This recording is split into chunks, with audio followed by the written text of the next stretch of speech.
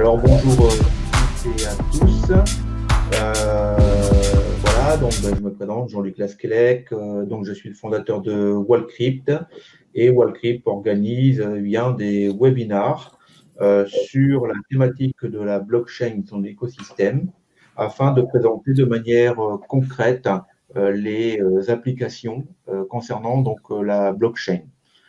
Alors aujourd'hui, donc, le sujet va concerner la traçabilité alimentaire et donc Jean-Yves Girard, donc, qui dirige le groupe de compétences blockchain d'IBM Montpellier depuis 2015. Eh bien, donc au sein de d'IBM Lab Service, eh bien, va présenter IBM Food Trust.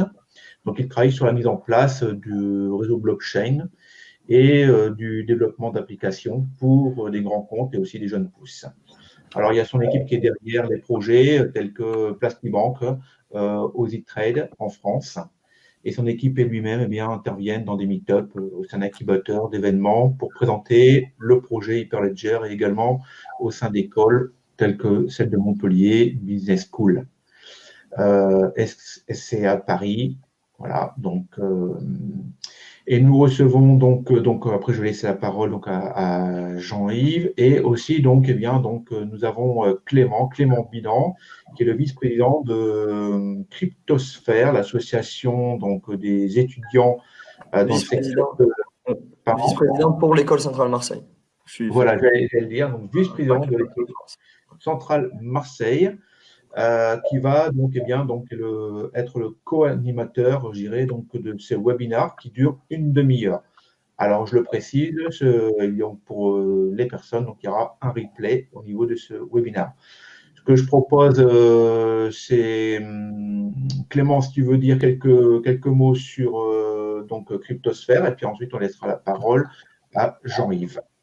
Cryptosphère, c'est une association à l'échelle de la France qui regroupe plusieurs écoles, des écoles de commerce et des écoles d'ingénieurs.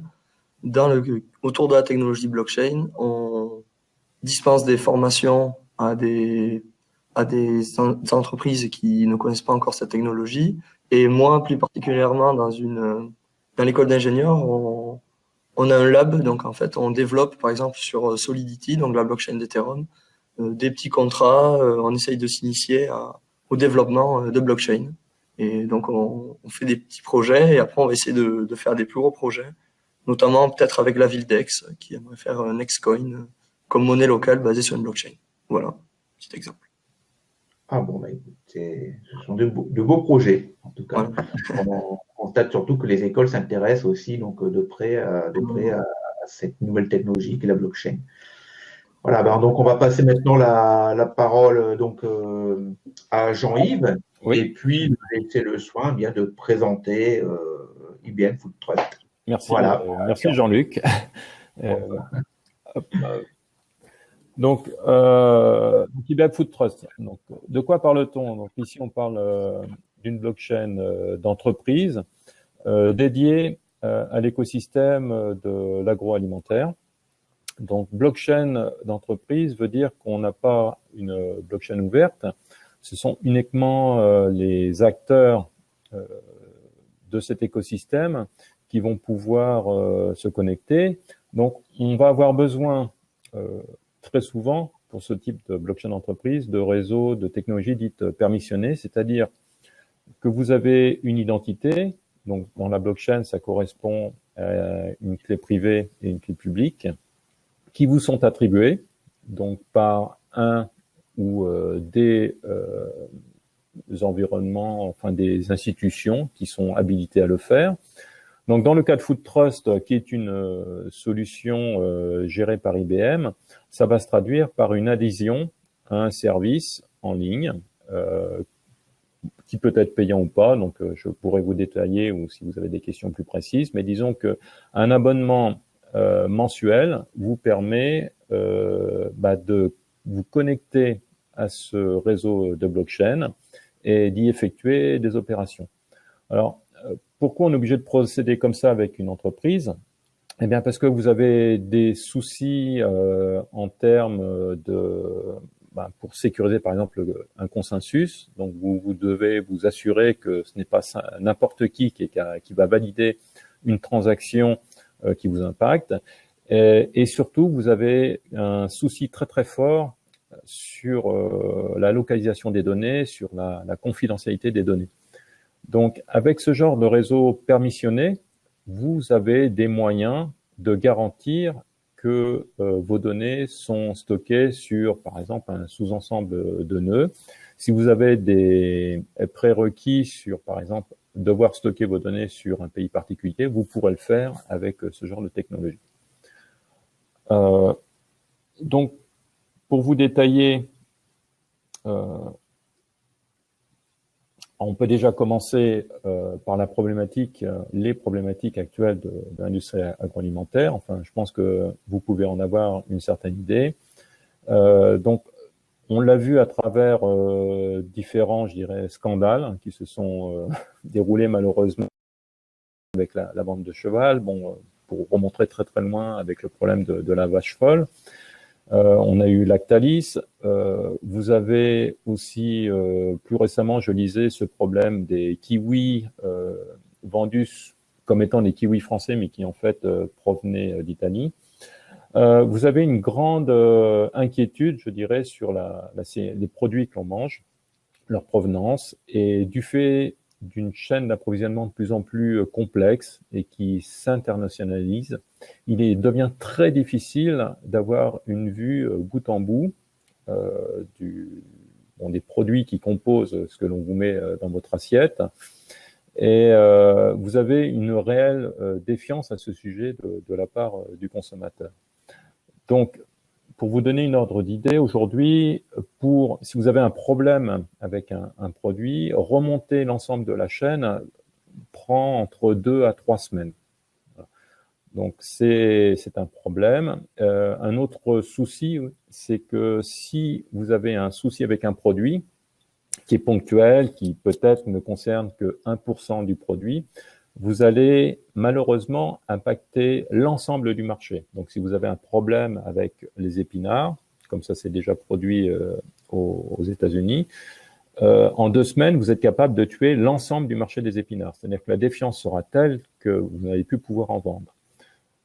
Ce qui est intéressant de voir, c'est que ça impacte non seulement en fait, le distributeur qui a vendu le produit, mais en 2 semaines, ça va impacter l'ensemble des distributeurs. Donc, chez nous, si un problème arrivait chez, par exemple, Leclerc, vous pouvez être sûr que ce problème ne se limiterait pas uniquement à ce distributeur. Vous aurez ses concurrents directs, de type Carrefour et Auchan, qui seraient aussi impactés.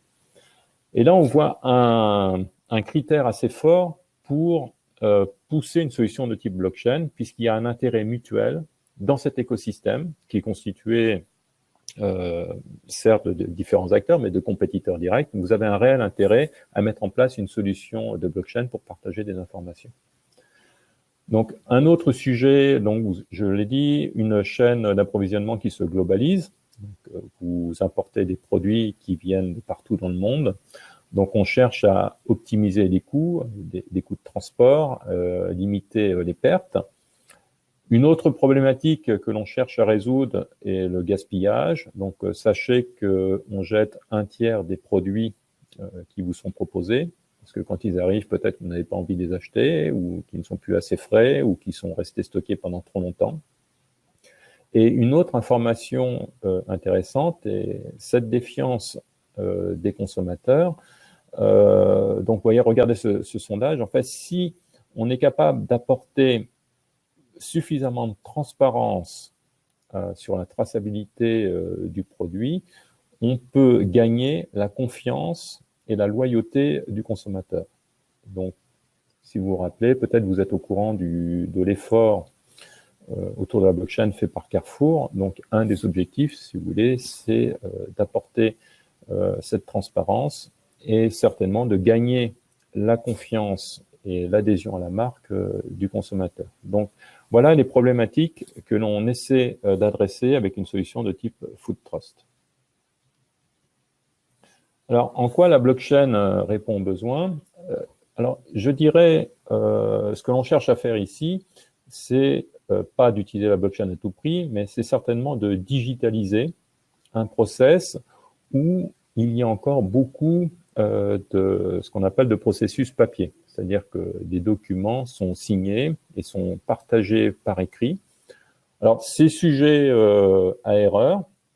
Et en particulier, vous avez un incident qui s'est produit récemment aux États-Unis, dans lequel l'utilisation de processus papier est mise en cause.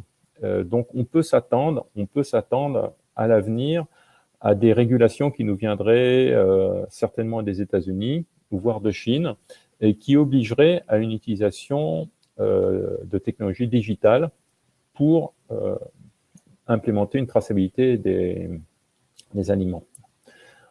Alors, la blockchain, dans un projet de digitalisation, est un élément, une technologie utilisée. Donc, c'est pas la solution en soi, mais c'est un élément de la solution critique qui permet de remplacer des processus papier par des processus digitaux. Alors, la blockchain, vous avez, je dirais, un des points essentiels, c'est de pouvoir interconnecter relativement facilement un ensemble hétérogène.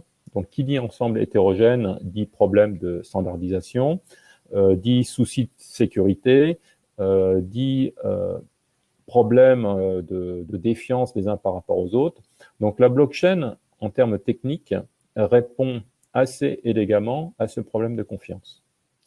L'intégration est généralement aisée et elle n'est pas, comme on dit, disruptive. Elle n'entraîne pas de changement majeur chez chacun des participants. Ce qui est intéressant en termes de traçabilité, c'est que la donnée est quasiment, on peut dire qu'on la considère comme inchangeable. Donc, si vous faites une erreur, vous êtes obligé de générer une nouvelle transaction. Et je peux vous donner un ressenti sur le projet actuel de Carrefour, où vous avez des acteurs qui, avant d'envoyer l'information sur la blockchain, revérifient de nombreuses fois pour éviter qu'une erreur se glisse, puisqu'ils savent que la donnée ne pourra pas être changée. Donc, dans les faits, en fait, il faut réinitialiser une nouvelle transaction s'il y a une erreur. Mais disons qu'ils sont vraiment conscients du fait que la donnée est là, je dirais, pour très très longtemps et ne peut pas être changée. Alors, et qu'appelle-t-on une transaction digitale dans ce monde de la traçabilité? Alors, bon, il y a différents projets de traçabilité, mais sur IFT, une transaction correspond à un événement qui intervient dans la chaîne logistique, c'est-à-dire vous envoyez un ordre d'achat à un fournisseur, celui-ci vous envoie le chargement, vous le réceptionnez, vous transformez un produit, donc vous faites des confitures, vous réceptionnez des cargaisons de fraises, vous en produisez. Donc, à chaque fois, vous avez un événement et cet événement correspond à une transaction digitale qui sera écrite dans la blockchain. Alors, voilà les différents acteurs qui vont se connecter à ce réseau de blockchain. Alors, le réseau a commencé principalement avec des distributeurs. Donc, c'est ce que vous voyez en haut à gauche, en haut à droite, pardon, distributeurs, avec leurs magasins et ensuite avec des usines de transformation qui les approvisionnent. Le réseau va grossir. Donc, vous voyez que les consommateurs, alors aujourd'hui, ils n'ont pas encore accès à la blockchain, mais c'est prévu à l'avenir par le biais d'une application. Alors, je ne pense pas que les consommateurs tourneront des nœuds, c'est pas là l'idée. En tout cas, ils pourront avoir accès à une information qui leur sera fournie par les distributeurs. Vous avez les agriculteurs, les fermiers, et vous avez autour tout un ensemble, je dirais, d'instituts qui veillent à réguler, à auditer ce marché. Donc, vous voyez des institutions de certification. Donc, c'est aujourd'hui le cas pour IFT, à la demande d'ailleurs de Nestlé. Des régulateurs. Donc, si vous vous souvenez, au début de la présentation, je vous ai dit que des régulateurs, notamment aux États-Unis, réfléchissaient à vouloir imposer une technologie de type digital pour remplacer des process papier tels qu'ils existent. Alors, juste un dernier mot ici, juste pour vous dire qu'aujourd'hui, c'est tous ces acteurs, en fait, ont des relations point à point. Donc, si le consommateur veut obtenir l'information de traçabilité de la part du fermier, donc savoir, par exemple, il y a eu un incident sur une laitue, et savoir quel est l'agriculteur responsable du problème, ça prend 2 semaines, en fait, pour remonter toutes ces relations point à point. Avec une blockchain, puisque chaque acteur y est interconnecté, vous avez une transparence et une vue, je dirais, atomique de l'information. C'est-à-dire, ce qui est valable pour un est valable pour les autres, avec bien sûr un souci de très bien gérer la confidentialité de ces données. Et donc ça, j'y reviendrai sur la partie un peu plus technique. Alors, voilà la manière dont répond Food Trust et la manière dont il est construit. Vous avez un réseau de blockchain sur lequel s'interconnectent tous les acteurs de cet écosystème.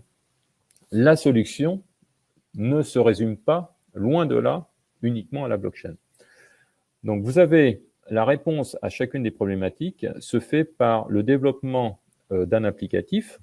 Donc, si je voyais Clément qui connaissait le monde Ethereum, ça c'est un peu une DApp. Donc, vous avez des applications qui vont se construire au-dessus de cette blockchain. Donc, dans l'idée de Food Trust, vous avez l'idée que c'est une sorte de marketplace où vous adhérez à ce réseau et vous allez pouvoir développer votre application qui utilisera la technologie de blockchain, mais qui apportera une réponse spécifique à un problème spécifique. Donc, aujourd'hui, vous avez un système, donc un module qui vous permet de tracer un produit, donc un produit et ça va vous donner, je vais vous faire une démo avec un petit pot de bébé et vous allez pouvoir tracer tous les ingrédients de ce pot à bébé. Donc ça, c'est pour gérer des problématiques, par exemple, de rappel de produits. C'est lié avec le module de certification. Donc là, on digitalise des certifications, des labellisations appliquées à certains produits. Donc là, vous avez juste un processus papier et on a l'information qui est retrouvée sur un applicatif. Vous avez des modules qui sont développés ou en cours de développement. Donc, le dernier qui vient de sortir, c'est Freshness, qui, lui, vise à optimiser le temps, par exemple, passé par des produits dans un entrepôt. Donc, on est capable d'avoir des alertes à partir du moment où un produit frais reste trop longtemps entreposé quelque part, avec le risque qu'il ne puisse pas être vendu. Voilà, donc, vous avez une vision 3D et ensuite, bon, ce sont des modules qui évoluent, mais on peut imaginer qu'on aura des surveillances, par exemple, de la température pendant le transport avec des remontées automatiques par des devices IoT. Donc, tout ça, ce sont des modules qui évolueront. Et à la fin, vous voyez qu'on veut fournir une vision un peu comme ce que fournit actuellement l'application de Carrefour, une vision au consommateur final. C'est-à-dire qu'on pourra imaginer que vous arrivez dans votre magasin, eh bien, vous scannez votre escalope à droite ou votre escalope à gauche et l'application vous donnera l'information comme quoi celle de gauche est la plus fraîche. On pense aussi avoir des applications qui vous permettront, dans un restaurant, d'obtenir des informations sur ce que vous allez manger. Donc, ensuite, la seule limite, je pense, c'est l'imagination des gens. Alors, ce réseau a démarré, je dirais, principalement sur la base donc initiée par Walmart. Il avait une forte connotation américaine ou nord-américaine. Mais vous avez eu l'annonce de Carrefour en ce début d'année. Donc, vous avez Nestlé aussi qui a rejoint ce réseau. Donc, vous avez vraiment l'idée de construire une solution qui convienne à tous. Hein, c'est-à-dire, vous n'avez pas une approche américaine qui va être poussée à travers le monde. Non, vous avez, je dirais, un certain soulagement de Walmart, de voir des gens comme Carrefour qui rejoignent l'effort ou Nestlé. L'idée est de construire une solution qui convienne à tous. C'est vraiment l'idée, vous voyez, de la blockchain. On cherche à faire quelque chose qui convienne, qui réponde aux besoins de tout à chacun et qui permette d'adresser les problématiques de l'agroalimentaire. Et c'est pas un moyen d'imposer et de tuer la concurrence.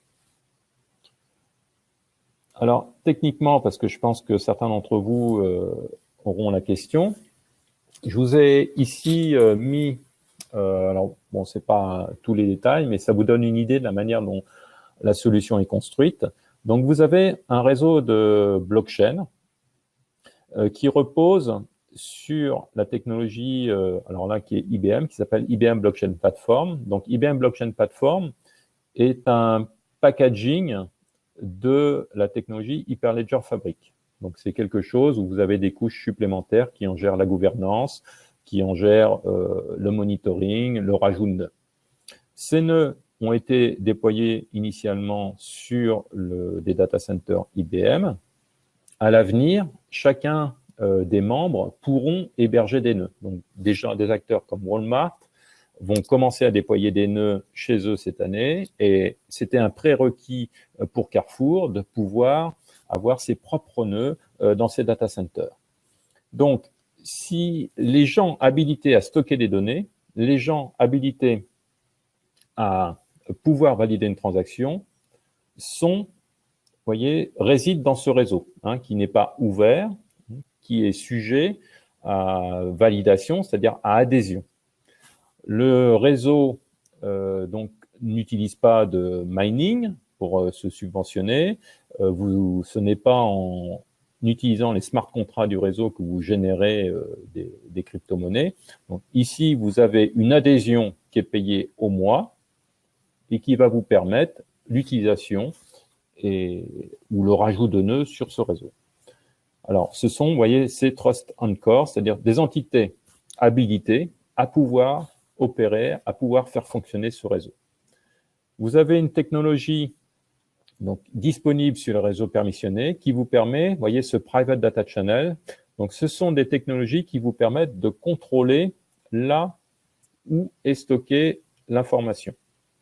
Donc, sur ce réseau de blockchain, vous avez vraiment, en fait, on ne stocke pas l'information en elle-même, on va stocker des informations cryptographiques qui permettent aux applications développées au-dessus, donc de type Trace, Certificate Management, Freshness, d'accéder à l'information à partir du moment où vous y êtes autorisé. Donc, chacun des Trust Anchors vont décider quelle est la politique en termes de partage des données. Est-ce que j'ouvre mes données à tout le monde? Est-ce que je l'autorise uniquement aux membres de ma filière, ou vous pouvez les nommer? Donc, la blockchain est principalement utilisée pour ça, pour contrôler qui va pouvoir accéder à mes données. Donc, on retrouve l'idée, vous voyez, de moteur de confiance au niveau de la blockchain. Au-dessus de cette couche blockchain, qui va être distribuée, vous voyez, de manière globale, vous avez une solution qui regroupe des bases de données, qui regroupe des application servers. Donc là, on va avoir des technologies, par exemple Object Store d'IBM. Vous avez des bases de données de type GraphQL. Vous avez des application servers, des architectures microservices. Donc, bon, je ne vais pas vous détailler tout ça en détail, mais disons que là, on est dans une application de type digital plus ou moins classique. On utilise des technologies standards, mais qui ne tournent pas dans une blockchain. Donc là, c'est hébergé aujourd'hui dans des data centers IBM, vous voyez, sur les data centers qui hébergent nos sites IBM Cloud. L'intégration des clients se fait soit par des moyens classiques, donc sur ce qui est disponible aujourd'hui, donc par API, et au cas par cas, on est en mesure de travailler à développer certains modules pour rapatrier ces données. Donc, vous voyez qu'on travaille sur des devices IoT. On peut avoir des gens qui veulent travailler par batch plutôt, ou qui ont des standards plus ou moins particuliers. Donc, voilà pour ce que je peux partager avec vous au niveau de l'architecture. Et donc, pour chaque module dont je vous ai parlé, donc Trace, Certificate Management, Freshness, vous avez un déploiement particulier d'applicatif. Donc maintenant, j'aimerais passer sur la démo. Donc, je vais partager mon écran.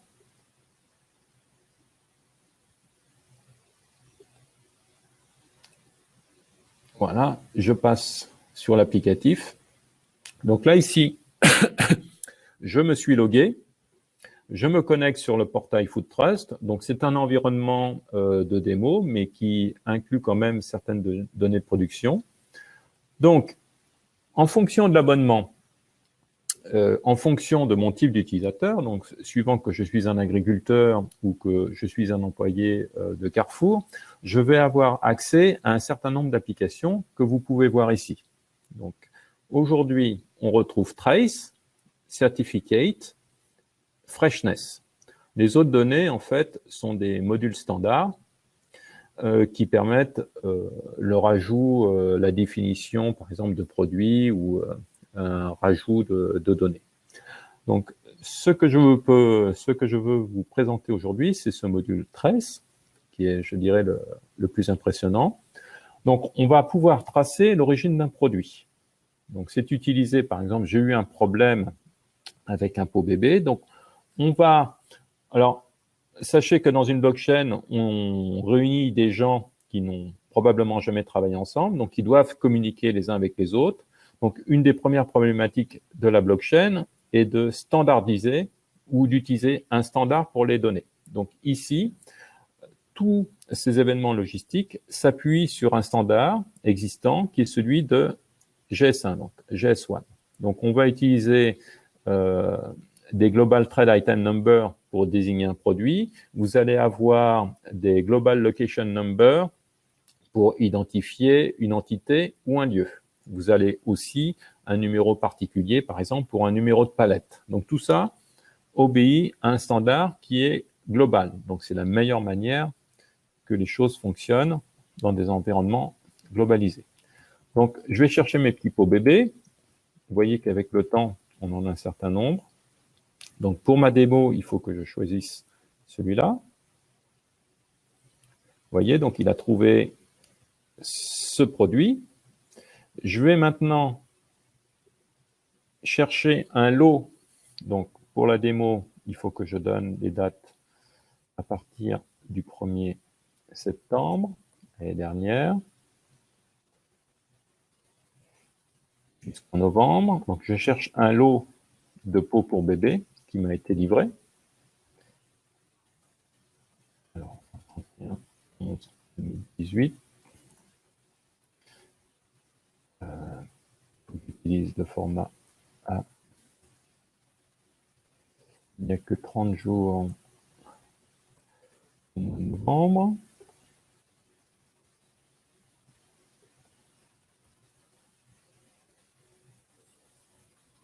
Voilà, donc il a trouvé le lot. Et ici, donc, je vais lancer, voilà, donc, il a identifié mon lot, il a identifié là où il a été, dans quel magasin je l'ai trouvé, et à partir de ce moment-là, l'applicatif, donc Trace, va initier une série de requêtes sur la blockchain, donc en particulier pour voir si moi, en tant qu'employé, par exemple, de Carrefour, je suis habilité à retrouver certaines informations. Mais qu'est-ce que l'on voit? On voit qu'à partir du pot pour bébé, je suis en mesure de retrouver tous les ingrédients. Et pour chaque ingrédient, donc qui peut être, par exemple, si je prends la purée la compote de pommes, je vois que c'était pas ça a été transformé, un produit transformé. Donc, je vais remonter à l'usine. Et ensuite, de l'usine, je vais remonter à la ferme qui a fourni les pommes. Si je vais au niveau, par exemple, de la ferme, donc je vois que mon pot à bébé provient de 2 lots fournis par cette ferme. Je m'y connecte. Qu'est-ce que je vois ici? Je vois ici 2 transactions. Une transaction donc de récolte de commissioning, de récolte de pommes, avec un eurodatage qui provient de la blockchain. Et ensuite, un empaquetage, donc mes pommes ont été mis sur une palette et envoyées à l'usine pour transformation. On voit le lieu. Alors, j'aimerais vous montrer un autre. Voilà. Ici, je vois que cette usine, cette ferme dispose d'un certificat que je suis obligé, que je peux. Donc ça, c'est le module certificate. Donc c'est un module que je peux qui permet de lier la certification. Donc, on pourrait imaginer des produits bio, par exemple. Donc, une entité à certifier. Donc, certifier, ça veut dire passer une transaction qui certifie que mon produit est bien bio. Donc, si je vais dessus, voyez que c'est un document papier qui a été scanné. Mais disons que l'information, donc j'ai pu retrouver donc quelque chose qui prend normalement 2 semaines. Vous voyez que je l'ai eu en moins de 3 secondes. Que de manière très pratique, je peux retrouver toutes les informations en termes de certification et je peux remonter à l'entité qui a certifié mon produit. Et tout ça de manière inaltérable. C'est-à-dire que même, on pourra discuter la véracité, ensuite le problème de la véracité de l'information, mais disons que il est impossible à quelqu'un d'effacer une information qui aurait été ici écrite. Alors, juste 2 mots sur le fait que l'on remonte des mauvaises informations et que la blockchain, alors je vous montre juste la vue multi-ingrédients, donc c'est comme ça qu'à partir, vous voyez, de mon pot pour bébé, en fait, j'en connais tous les ingrédients et à partir de là, je peux remonter aux différents lots qui composent mon pot pour bébé. Donc ça, c'est une autre vue de ce que vous avez vu auparavant. Donc, le problème de la mauvaise information remontée dans la blockchain, donc effectivement, mais il faut savoir qu'aujourd'hui, ça fonctionne exactement de cette manière, c'est-à-dire que vous êtes dans le déclaratif, la personne signe un papier, mais si elle signe un papier comme quoi elle a mis 100 grammes d'un certain ingrédient, rien ne l'empêche de signer ce papier et d'en mettre que 80 grammes. Donc, la problématique, si vous voulez, est exactement la même avec la manière de fonctionner aujourd'hui. Alors, ce que va pouvoir apporter la blockchain, c'est certainement de pouvoir traiter cette information, c'est-à-dire de pouvoir faire des tests de cohérence.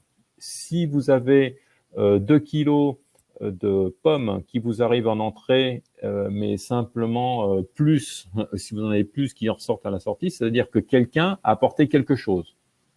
Donc, vous pourrez détecter des anomalies dans les chaînes de production.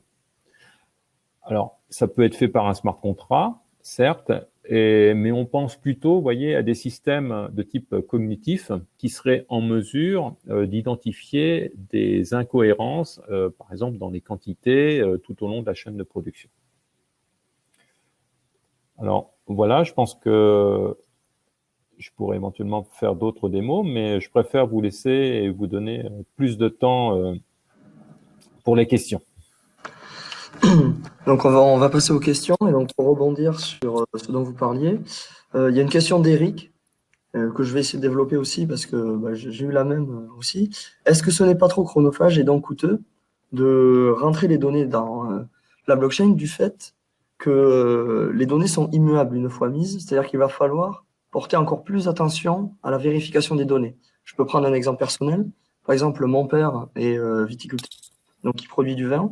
Et il peut lui arriver, dans sa traçabilité ou quoi, de faire des erreurs. Et ces erreurs, le problème, c'est qu'une fois qu'on l'a marqué dans la blockchain, on ne peut pas les modifier. Donc voilà, c'est pour savoir. Alors oui, ça je peux y répondre. Donc aujourd'hui, tous ces acteurs ont des solutions de traçabilité. Donc on n'a pas attendu l'arrivée de la blockchain pour avoir une solution de traçabilité. Donc très souvent, on prend des données de traçabilité disponibles chez le distributeur, chez ses partenaires, qui ont peut-être un format particulier. Donc, on automatise la migration du format propriétaire sur un format standardisé de type GS1. Et tout ça se fait de manière automatique. Donc, on réutilise ce qui existe déjà. Pour les agriculteurs, on est en train de mettre au point des applications, par exemple, avec un téléphone mobile, et qui permettent de rendre les choses le plus facile. Alors, aussi, je ne l'ai pas dit, mais à partir du moment où vous ne faites juste que envoyer de l'information, l'abonnement sera gratuit.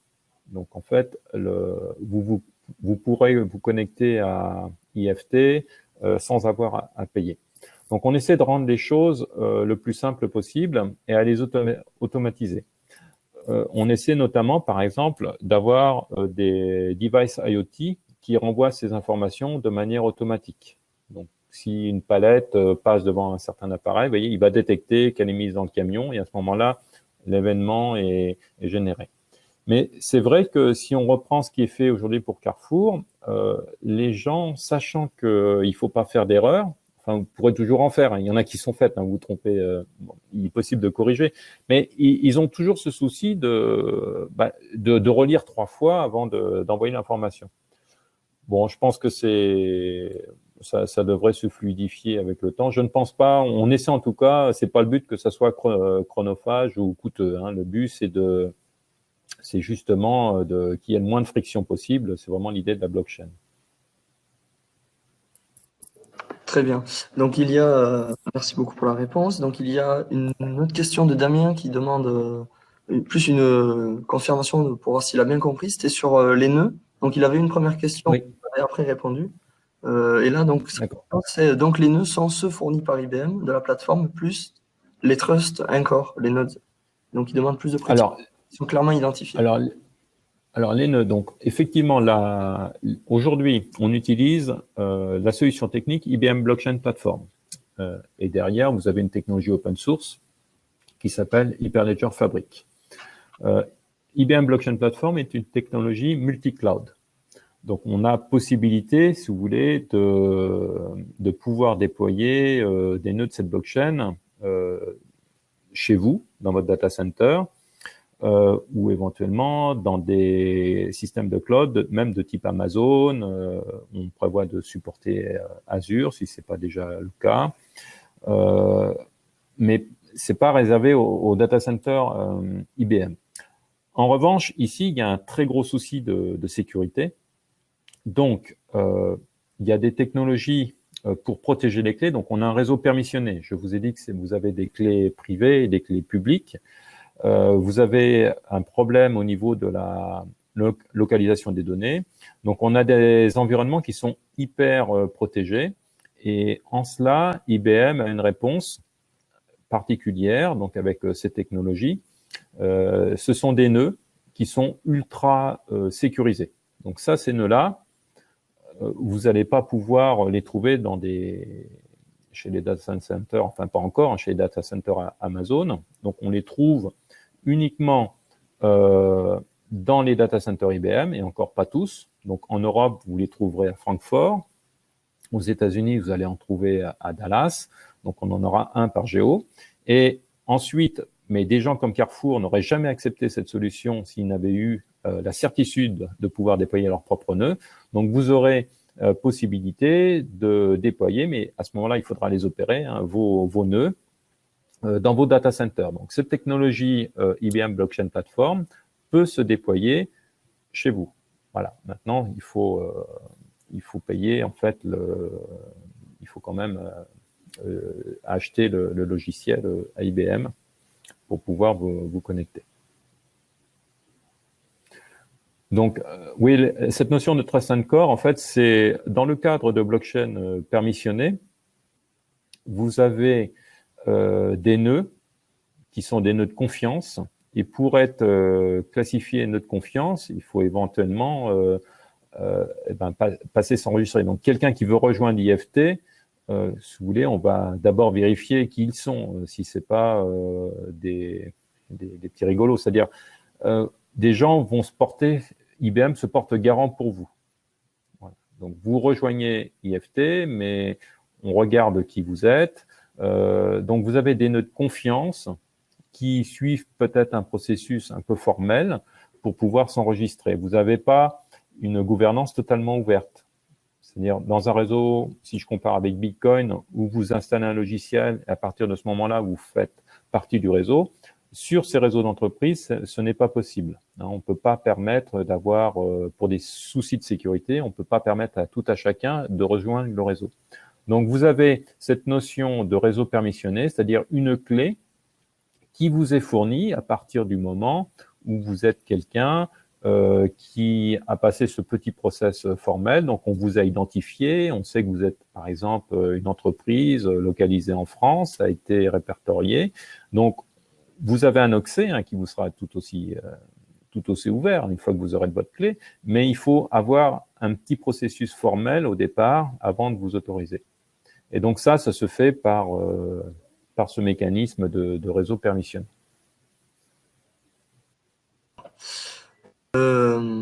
Et donc, une nouvelle question de Damien qui est sur la réécriture de la blockchain si jamais les deux parties sont d'accord. Qu'est-ce qui les empêcherait de le faire? Alors, en fait, c'est la technologie. Donc, Non, hein. en fait, vous avez donc ce qui est stocké dans la blockchain. En fait, ce sont des informations cryptographiques qui permettent de gérer l'accès à l'information et de vérifier que cette information n'a pas été modifiée. Donc, tout le détail que je vous ai montré dans la démo sont stockés off-chain. Mais la blockchain, qui est le moteur de confiance, est utilisée pour vérifier que l'information n'a pas été modifiée entre-temps, éventuellement. Et ensuite, si vous êtes habilité à accéder à cette information. Donc, moi, j'ai une question peut-être un peu plus personnelle. C'était au niveau, donc en tant qu'élève ingénieur, c'est sur la scalabilité d'un tel système, parce qu'on sait aujourd'hui qu'on est limité. Enfin, dès qu'il commence à y avoir un énorme flux de transactions, il y a un problème de scalabilité, de mise en œuvre. Du coup, comment est-ce que vous affrontez ce problème actuel? Alors, au niveau de la scalabilité, donc sur Hyperledger Fabric, vous avez un consensus qui peut être défini au niveau de la transaction. Donc, c'est pas au niveau du bloc. Ça veut dire que vous avez une granularité qui est beaucoup plus fine. Et c'est un peu de cette manière dont on va pouvoir mieux gérer la scalabilité. Donc, les transactions sont validées, elles sont validées de manière séquentielle sur un nœud.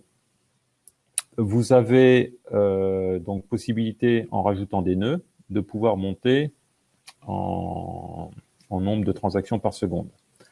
Un nœud, pour vous donner un ordre d'idée, va pouvoir traiter entre 100 et 150 transactions par seconde, c'est-à-dire entre 100 et 150 événements logistiques par seconde, en les rajoutant en parallèle. Donc, aujourd'hui, c'est prouvé, on peut monter jusqu'à plusieurs milliers de transactions. Il y a des papiers, vous pouvez les retrouver. On est capable de monter en toute confiance à plusieurs milliers de transactions par seconde. Donc, une possibilité de monter, donc par design, vous voyez, un consensus qui s'effectue non pas au niveau d'un bloc de transaction, mais un consensus qui s'effectue au niveau de la transaction elle-même. Ensuite, les transactions qui ont été validées sont regroupées dans un bloc qui est envoyé aux différents nœuds. Mais disons que ce qui prend du temps, c'est obtenir la consensus de la transaction. Et donc là, plutôt que d'avoir un traitement qui se fait par bloc, le fait de le faire par transaction permet de traiter les choses d'une meilleure manière en parallèle. Et pour pouvoir le traiter efficacement en parallèle, même si sur chaque nœud, vous avez un traitement séquentiel, eh bien, il suffit de les mettre en parallèle. Donc, vous avez des clusters de nœuds. Mais au démarrage, IBM Food Trust, vous aviez une dizaine de nœuds, juste pour vous donner une idée. Alors aujourd'hui, avec le nombre les volumes qui augmentent, je pense que ça va aller rapidement vers des centaines de nœuds répartis géographiquement sur 3 continents. Mais c'est la réponse que je peux vous donner. En tout cas, IBM, on travaille à faire en sorte qu'il n'y ait aucun souci. Je pense que dans les choix d'architecture de Fabric fait partir maintenant, il y a un an, sur la version 1, on a voulu garantir le fait qu'on pouvait obtenir des milliers de transactions par seconde, justement dans la perspective de devoir gérer ce genre de réseau. Du coup, donc une remarque de Elmadi qui dit donc du coup, dans ce réseau permissionné, il y a une forme de centralisation qui peut être contraire au principe de décentralisation de la blockchain. Alors, oui et non. Alors, en fait, vous avez la centralisation, donc elle tient du fait qu'il faut payer les frais de fonctionnement et que pour payer les frais de fonctionnement, il faut s'adresser à IBM. Mais vous avez quand même IBM, c'est pas une seule personne. Vous n'allez pas vous adresser à la même personne suivant que vous êtes basé aux États-Unis, en Europe, et vous n'allez pas vous connecter au même data center. Donc, en interne, l'accès à la blockchain IFT est totalement décentralisé. Vous avez des gestions indépendantes entre les pays. Il n'y a pas un seul serveur que vous connectez. Mais maintenant, on a besoin, pour faire fonctionner le système, de couvrir nos frais qui couvrent le fonctionnement donc l'investissement en machine, les gens qui supportent l'infrastructure et qui répondent aux tickets, les gens qui font fonctionner le réseau au quotidien. Donc cet abonnement, évidemment, nécessite centralisation, mais sur d'autres solutions, par exemple, si on reprend TradeLens, ce sont deux acteurs qui vendent l'accès au réseau. Donc, vous voyez, il n'y a rien n'empêche techniquement d'avoir une décentralisation de l'accès. Je ne sais pas quelle image vous donnez, mais disons qu'on ne peut pas permettre d'avoir un accès libre aux données. Imaginez que des gens se connectent librement à ce réseau et puissent en obtenir des informations, veuillent obtenir des informations, mais de manière offensive pour comprendre si un producteur travaille avec plutôt tel distributeur ou un autre. Donc, en tout cas, c'est impossible d'avoir un réseau totalement ouvert dans ce monde, je dirais, dans ces blockchains d'entreprise. La centralisation, elle n'est qu'apparente, mais bon, c'est une manière d'opérer, en particulier pour IFT, d'avoir IBM qui centralise les demandes d'adhésion.